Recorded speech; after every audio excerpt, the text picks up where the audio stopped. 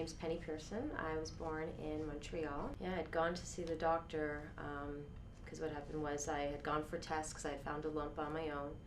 Called up my family doctor. He said, come on in. So he introduced me to a surgeon, and she, being young, didn't know what it was, did a biopsy.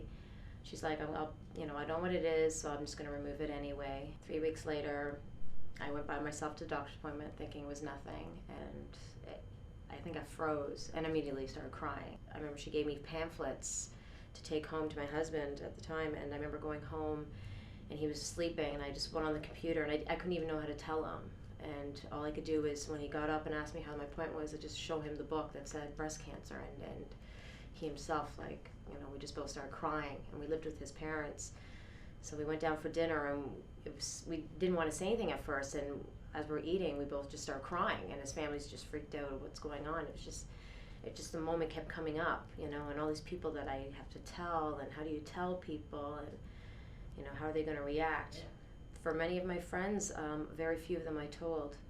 And it wasn't until I was already going through my chemo treatments and it was time for me to shave my head because the hair was falling out and it was time. And I still didn't know how to tell a lot of my friends. So my best friend, Cindy, called up everybody and pretty much shocked them because they had no idea. And they all dropped everything they were doing, showed up the day I did my shave, my head, put on my wig, and we all got together for dinner and drinks. And it was basically a day's notice. And it just showed how great and supportive my friends were at that time.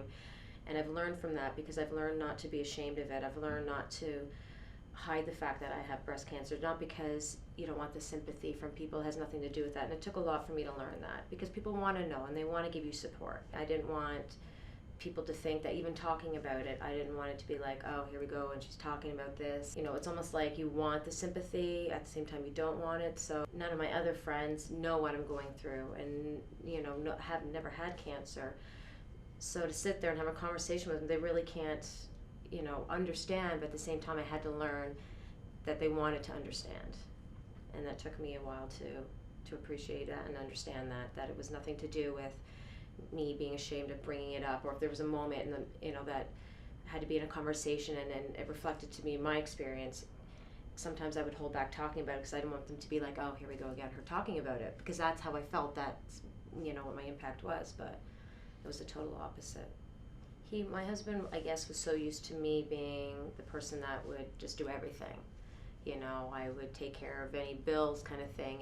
He got used to me doing everything. So the minute I became sick, I think he didn't know how to handle it. He tried to forget about it and act like, when I go through my treatments and I'd feel sick right away, he'd be like, oh, it's all in your head. So I just think he just didn't understand that things were going to change. And he just tried to act like, just keep going on with life. Oh, I would work through my treatments, and he'd sit there and talk about me working another job. So I don't know if he just didn't know how to handle it, and he just wanted me to act like, just move on with life, act like nothing's going on, and not accept it. But at the same time, he wasn't understanding that, I needed him now. I needed him to step up to the plate, and for this one time, I was going to take a break, and I don't think he could handle that. I was just really scared to come out there and be like, okay, how is he going to find me attractive now? I'm thinking, our sexual intimacy is sort of bad now. How am I going to walk out now and have him make me feel like I'm sexy when I've got no hair, or I got patches of hair, and I've now got scars all over me, and one boob's bigger than the other. Because it continued and he didn't then step up and be like, okay, I need to give her more attention, it then made it worse. Cried at night, and I think that's what made us kind of drift apart, was that I learned that there are people out there that will know what I'm going through and will find me beautiful and will say it to me. And how can I have a stranger come up to me and say that when my own husband's not doing that? It was sort of a wake-up call to me that he wasn't going to be there when things got tough. So that sort of, the marriage ended pretty quickly, even though we were together for almost 10 years before that. My life before was I worked a lot. I enjoyed working. It kept me busy. After that, it changed because I learned to just slow down. I learned to take care of myself instead of always trying to take care of other people. I had to learn that it's now about me, and it's not a selfish thing. I had to learn that I'm not being selfish. Even in relationships, I was always trying to help others and putting myself last, and that's bad for your health. And that's what you'll learn through, cancer, is that it's physical and mental. And if you're not taking care of that, then, it's like internal stress. You don't know that you're doing it to yourself, but it has a big impact on how you're going to heal and on your mental ability to even handle life. I've had people come up to me, friends that suddenly mothers are now diagnosed, and I'm the only one that they know that it's going through it.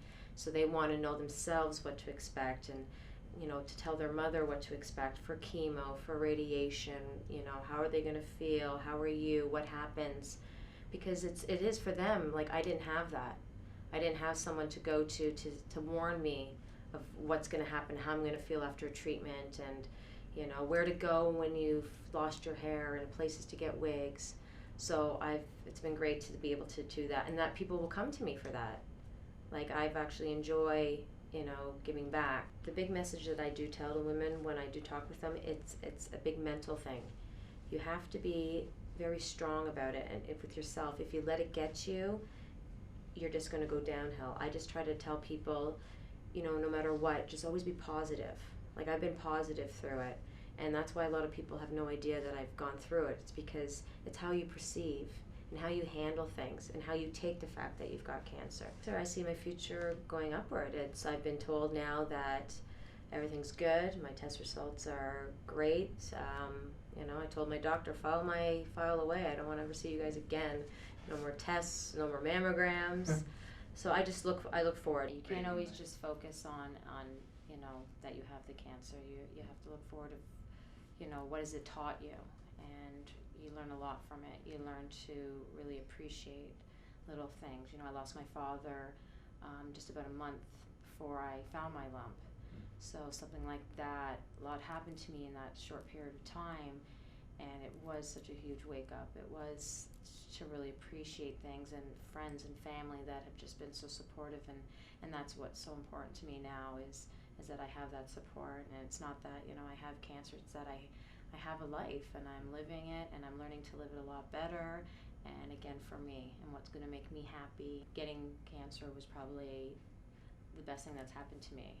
I look at it as a blessing, because I no longer look at it as the negative things that cancer's brought to me. I look at the positives. Don't let cancer be a part of your life.